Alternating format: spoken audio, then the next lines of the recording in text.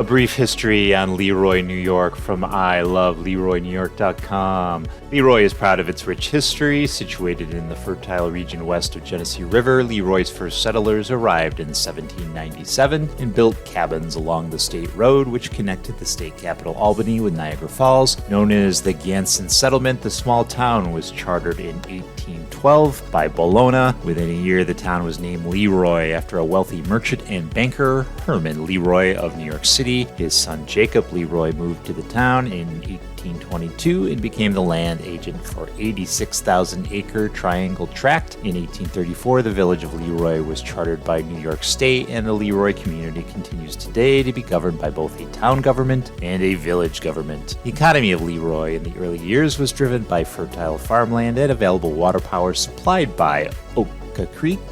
In 1825, Leroy became accessible to the Erie Canal, 17 miles north in Brockport. Eventually, 3 railroads converged in Leroy, providing vital connections to markets to the east and the west. Huge limestone deposits provided architectural building materials for homes, churches, and factories, as well as bridges and abutments for the Lehigh Railroad. Limestone was shipped to Lackawanna to feed the huge steel plant, and crushed limestone from the Leroy quarries were used to build the nearby Mount Morris Dam and the New York State Thruway. Limestone continues to be one of Leroy's natural resources. A 100-ton Marion steam shovel located on Gulf Road, which was used in the quarries in the early 1900s, was recently listed on the National Register of Historic Sites. Leroy's industrial history includes the Leroy Salt Company, Leroy Plow Company, a variety of patent medicines, the manufacture of railroad cars and carriages, Leroy Canning Company, Leroy Machine Company, Leroy Cotton Mills, Lath Insulator, Union Steel Chest, and of course, Jell-O. The Jell-O story begins in 1897 with the introduction of 4 fruit flavors: lemon, orange, raspberry, and strawberry. The trademark was first registered by Pearl B. Waite, who sold the rights to the name in 1899 for $450 to Leroy businessman Aratar Woodward.